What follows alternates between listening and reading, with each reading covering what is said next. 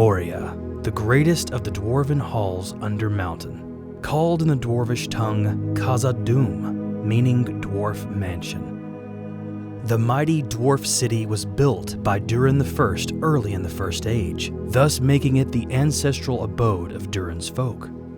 Over the ages, the hall expanded and became a place of great splendor and majesty. The Dwarven Domain was made up of numerous levels, grand halls, and many mines. Once the First Age of Middle-earth was ended, dwarves from the Blue Mountains made their way to Moria after their homes were destroyed in the War of Wrath. Early in the Second Age, the dwarves of Moria first found mithril, the highly durable and precious metal used for chainmail and helms. This discovery of mithril brought great wealth to the dwarves of Moria due to its high demand amongst men and elves. When the War of the Elves and Sauron raged, the conflict that arose after the forging of the Rings of Power, the dwarves of Moria kept their gates closed and thus were able to survive that war. In the Third Age 1980, the dwarves unearthed the Balrog, a demon of antiquity that had been hiding in the depths of the mountain. This same Balrog would eventually be encountered by the Fellowship of the Ring and meet its demise at the hands of Gandalf the Grey more than a millennium later. After the Balrog was disturbed, it proceeded to attack the dwarves of Moria on numerous occasions. Therefore, due to the great danger the Balrog posed, Durin's folk left Moria altogether.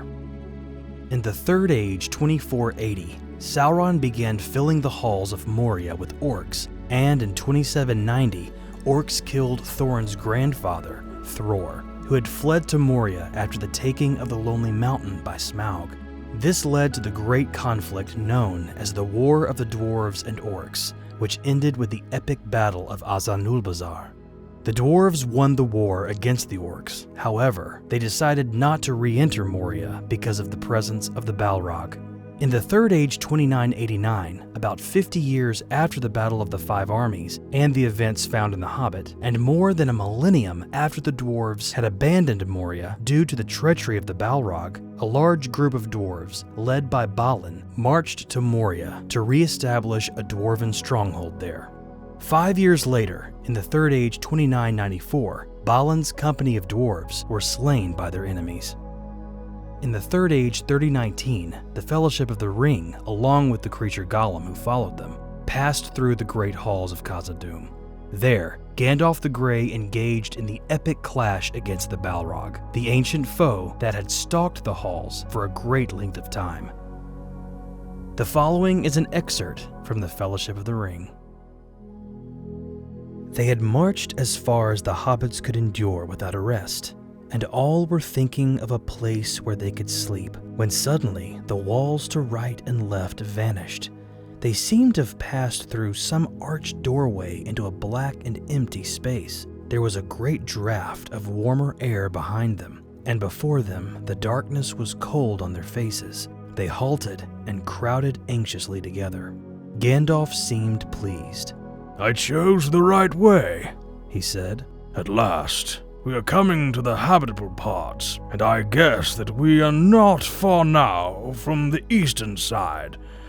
But we are high up, a good deal higher than the Dimril Gate, unless I am mistaken. From the feeling of the air, we must be in a wide hall.